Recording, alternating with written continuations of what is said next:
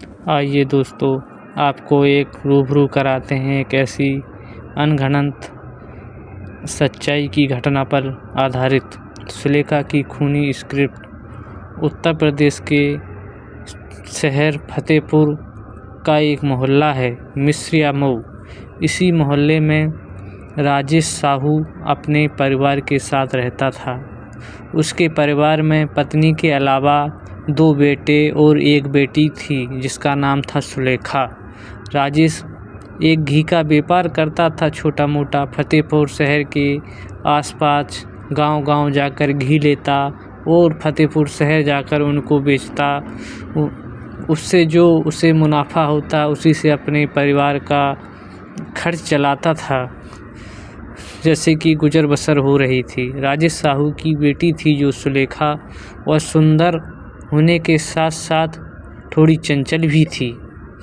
इसीलिए सयानी होने के साथ साथ उस पर जो उसके पास पड़ोस मोहल्ले के जो लड़के थे वो उस पर नवयुवक डोरे डालने लगे। जब इस बात की भनक राजेश को पड़ी तो उसे चिंता सताने लगी। तब उसने बेटी के लिए वर की तलाश शुरू कर दी।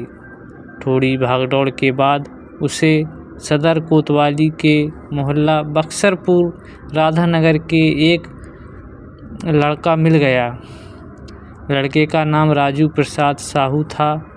उसके पिता भगवान दीन साहू के पास 5 बीघा उपजाऊ भूमि भी थी। भगवान दीन के 2 बेटे थे, जिसका पहले का नाम था राम बाबू तथा दूसरे का नाम था राजू प्रसाद।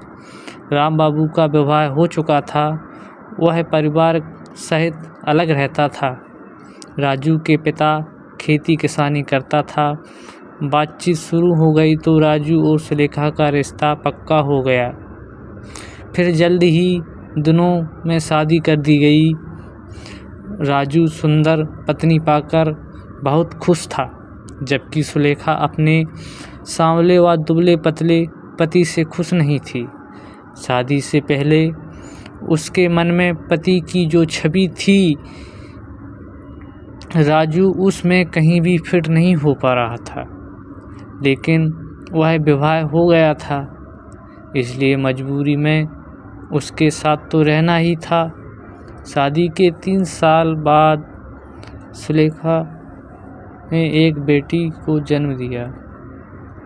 अर्पिता के जन्म के बाद राजू ने पत्नी की भावनाओं की अपेक्षा करनी शुरू कर दी, जबकि बेटी जनने के बाद सुलेखा का रूप और निखार बढ़ता गया और वह हर रात पति का साथ चाहती थी। राजू थका हारा शाम को लौटता और खाना खाकर सो जाता। सुलेखा कभी पहल करती तो राजू चिल्ला उठता, आज बहुत थक गया हूँ, अभी सोने दो। पति की बात सुनकर सुलेखा मायूस हो जाती। राजू की कमाई से घर का खर्चा तो किसी तरह चल जाता था, लेकिन सुलेखा अपनी हर शर्तें पूरी नहीं कर पा रही थी। लेकिन सुलेखा अपनी हसरतें पूरी नहीं कर पा रही थी। एक तो शारीरिक इच्छाएं, दूसरी अधूरी तमन्नाएं। ऐसे में औरत बहकने लगती है। सुलेखा भी बहकने लगी थी। उसने पति को दिल से निकाल दिया था और तमन्नाएं पूरी करने के लिए किसी नए व्यक्ति की तलाश में जुट गई। इन्हीं दिनों राजू प्रसाद साहू के घर रामराज का आना जाना शुरू हो गया। रामराज बांदा जिले के करौली गांव का रहने वाला था। रिश्ते में रामराज राजू का मौसेरा भाई था। रामराज साहू ट्रक ड्राइवर था। वह खूब पैसा कमाता था। वह स्वयं तो पीता ही था, उसने राजू को भी शराबी बना दिया था। सुलेखा की सुंदरता और चंचलता की वजह से रामराज का दिल उस पर आ गया था। वह जब भी सुलेखा के घर जाता, मौका मिलने पर उससे हंसी मजाक करने से नहीं चूकता था। सुलेखा भी उससे खुलकर हंसी मजाक करती थी। वह भी उसे मन ही मन चाहने लगा था और अपनी तमन्नाएं पूरी करने को ललायत थी। रामराज गबरू जवान था। वह एक दिन रामराज आया तो राजू प्रसाद घर में नहीं था। सुलेखा को अकेली पाकर उसके दिल की धड़कनें बढ़ गईं। वैसे ही कुछ हाल सुलेखा का भी था। उसने इठलाते हुए कहा, आओ देवर जी, कैसे आना हुआ? भाभी ने कहा, ट्रक लेकर प्रयागराज जा रहा था। फतेहपुर के ढाबे पर रुका तो अचानक तुम्हारी याद आ गई तो मन मचल उठा। मैंने पहले तो मन को मनाने की कोशिश की। जब मन नहीं माना तो यह सोचकर चला आया कि चलकर प्यारी भाभी के दीदार कर लूं। कभी कभी सोचता हूँ कि इतनी सुंदर भाभी काले कलूटे राजू भैया के पल्ले कैसे पड़ गईं।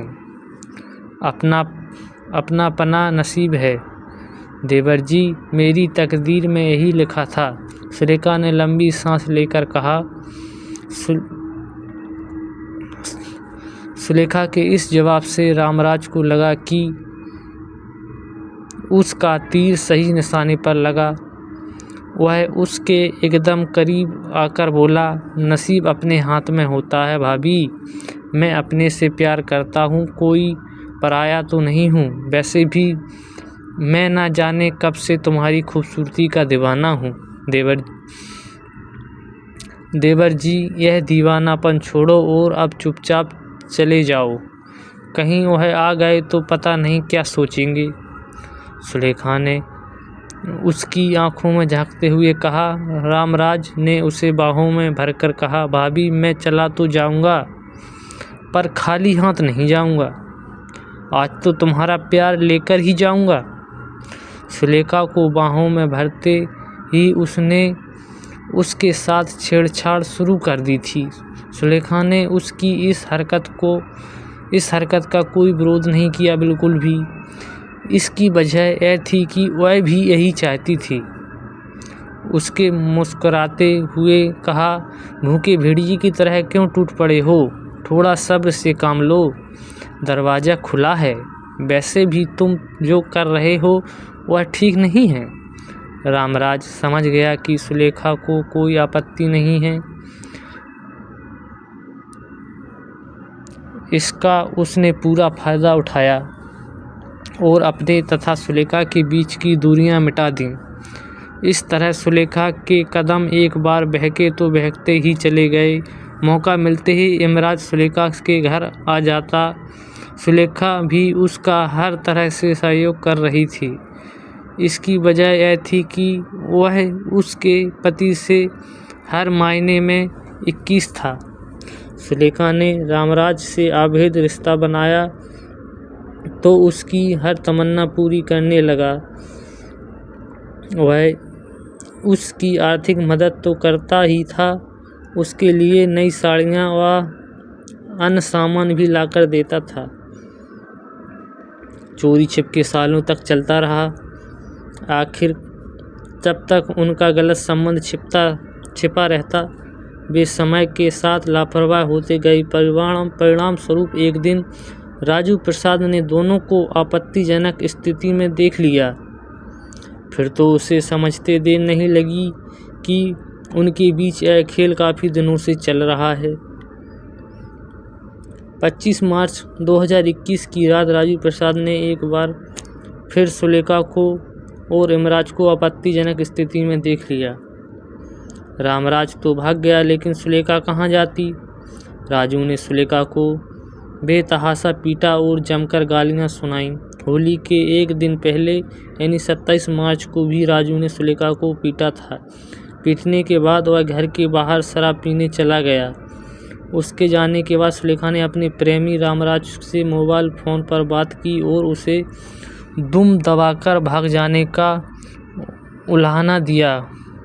उसने यह भी बताया कि राजू ने पीट कर उसकी देह सुहादी है। अब वह उस जुल्म और बर्दाश्त नहीं कर सकती। जल्द ही कोई रास्ता निकालो।